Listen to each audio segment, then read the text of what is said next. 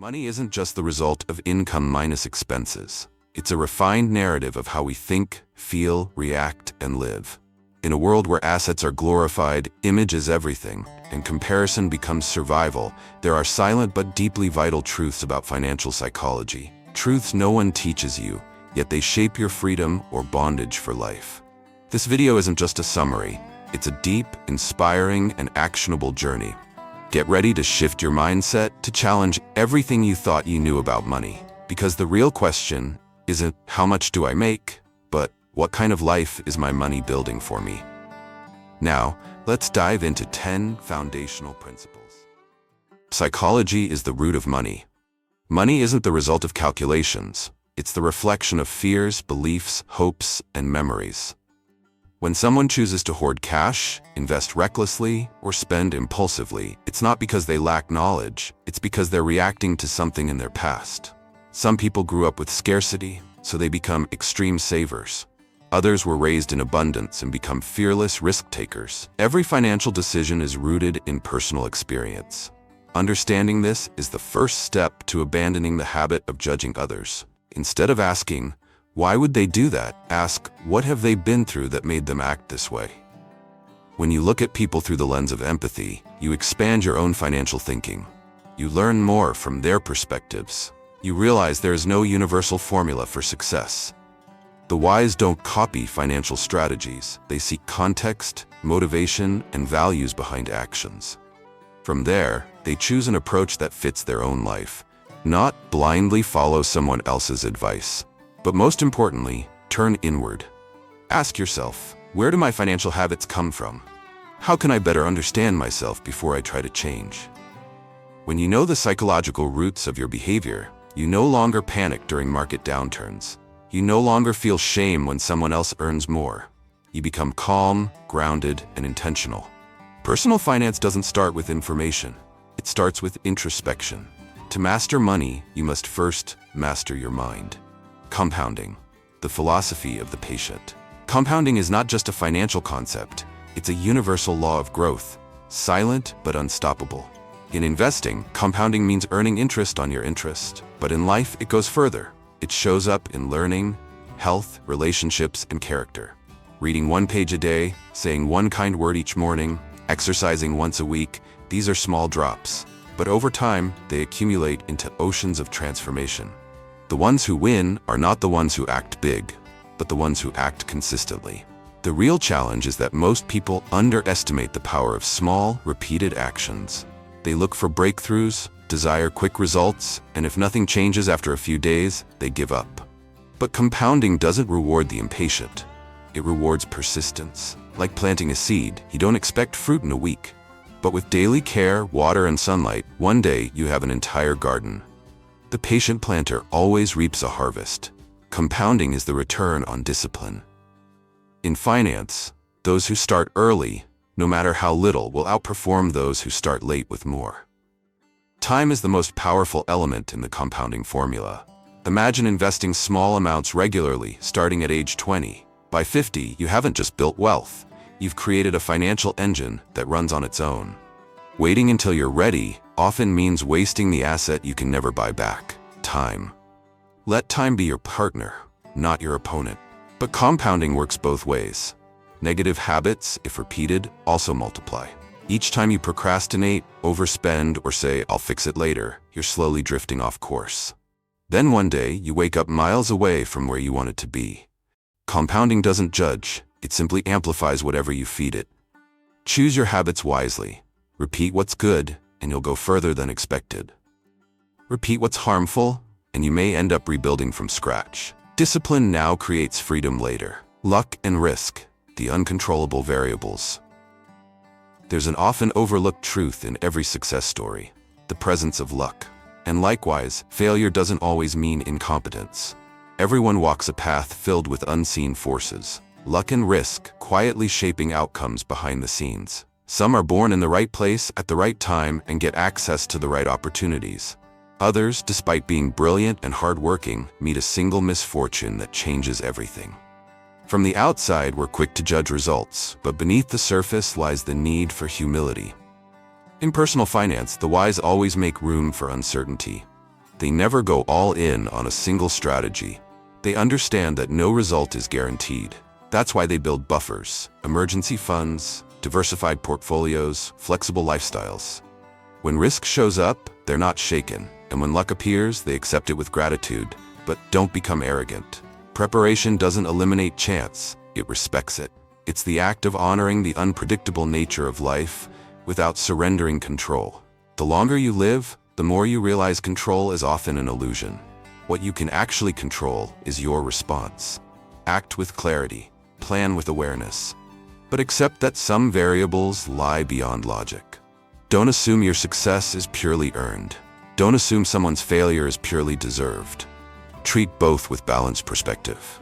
When you embrace luck and risk as permanent companions in life's journey, you become calmer, more grounded, and far more resilient than before. Enough, the hardest word to learn. The feeling of never enough is a silent disease of modern life. It creeps into our thoughts the moment we achieve something, a better job, a higher salary, a bigger house, and immediately we notice someone with more. And so we keep running. But this race has no finish line. If you don't define your own enough, exhaustion becomes your default. Enough is not a number, it's a mindset. It's the quiet recognition that what you have is sufficient for peace, security, and happiness, by your own standards, not someone else's. The problem is, society thrives on making you feel insufficient. Social media showcases highlight reels.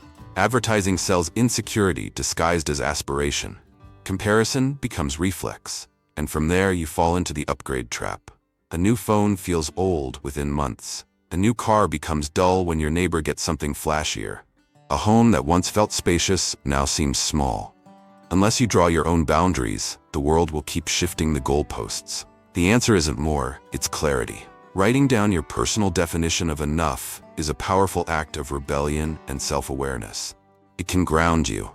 For example, enough might mean a modest home, quality time with your family, one meaningful vacation each year, and the freedom to retire without anxiety. When you reach that, stop chasing, celebrate, resist the pressure to constantly move the finish line. The ambitions of others aren't your blueprint. Your life isn't a competition. Enough is the starting point of serenity. People who know what enough looks like aren't lazy. They're liberated. They've realized that time, not stuff, is the most precious currency. Every extra hour spent working just to buy another non-essential thing is time stolen from your actual life. Knowing what's enough lets you say no with confidence. It lets you walk away from stress, from noise, from the toxic pursuit of approval. It brings you back to your values, your rhythm, your peace. In a world that constantly screams for more, the quiet whisper of enough is the loudest act of freedom. Fear paralyzes. It makes you sell your investments during a dip, delay your dreams because of bad headlines, or stay stagnant because now isn't the right time. But there is no perfect time. There's only the mindset you bring into uncertainty. Optimism is the quiet courage to take steps forward while others freeze. It's the discipline of preparation paired with the fuel of belief.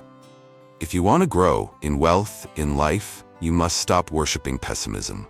Caution is useful, but chronic doubt is a prison. History supports this. Financial markets, economies, and societies have all gone through cycles of crisis and recovery. Pessimists may be right in the short term, but optimists win in the long run. They keep investing. They keep building. They keep learning. Optimism doesn't mean ignoring risks. It means preparing for setbacks while believing in improvement. It's not blind faith. It's a strategic choice based on evidence and resilience. And in personal finance, this mindset can make the difference between wealth and regret. Pessimism, the logical sound that kills progress. Pessimism often sounds intelligent. It wears the mask of caution, experience, and insight. When someone predicts a market crash, a recession, or a dark future, people nod in agreement. That's because our brains are hardwired to respond more intensely to threats than to opportunities. But here's the paradox. While pessimism sounds smart, it rarely builds anything. Progress belongs to the optimists, the ones who believe in a better tomorrow and dare to act on that belief. They plant seeds while others panic. True wealth. What you can't see. True wealth doesn't shine. It doesn't make noise. It lives quietly beneath the surface, like the foundation of a solid home. It's not the luxury car, the designer watch, or the five-star vacation. It's being able to sleep peacefully at night because you're not worried about bills. It's having the ability to take a break from work without panic. It's being able to make life decisions without begging for permission or borrowing to impress. Real wealth is freedom, built in silence, kept with intention. The flashy life often hides fragile foundations.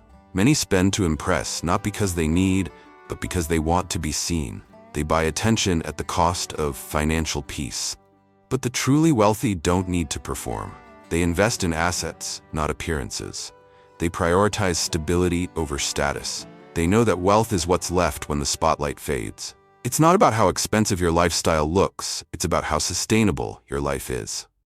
Those who understand real wealth don't chase image. They don't measure success in possessions, but in peace of mind. Wealth isn't how much you earn. It's how long you could live well without needing to earn at all.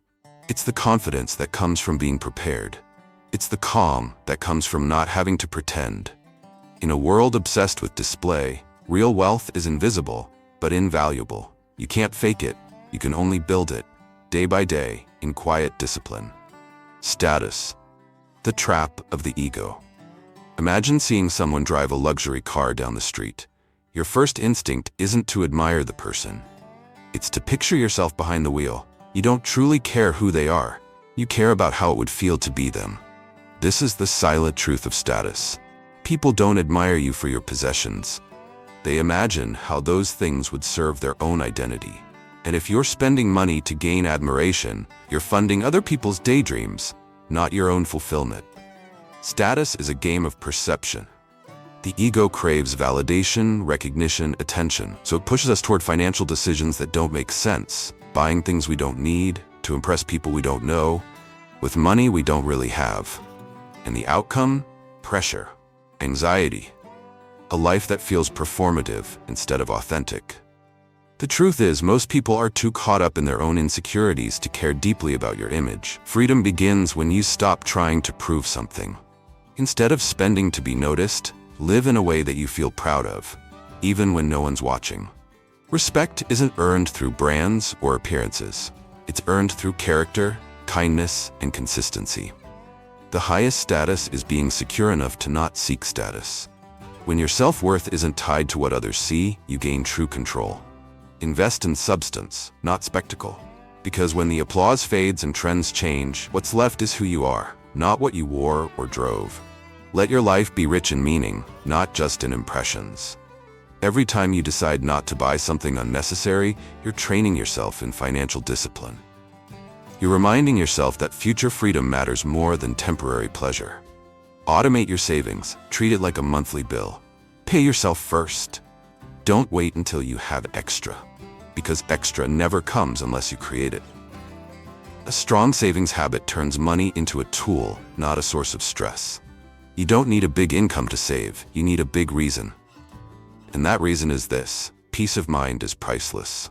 Saving isn't about deprivation, it's about empowerment. When you have savings, you're not stuck in a job you hate.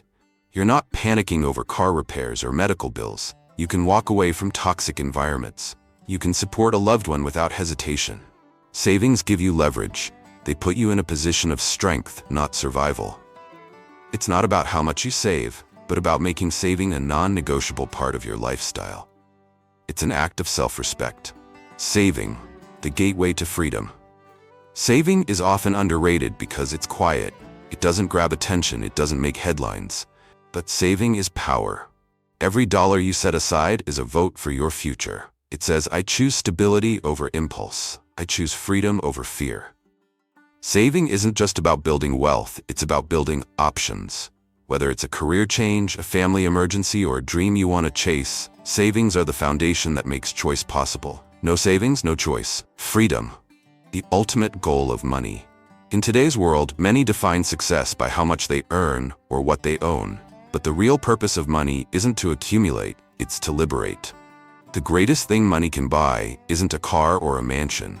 It's the freedom to wake up each day and choose how to live. The freedom to walk away from toxic jobs, to spend time with your loved ones, to say no without fear. True wealth is not in what you show, but in how much control you have over your time and your choices.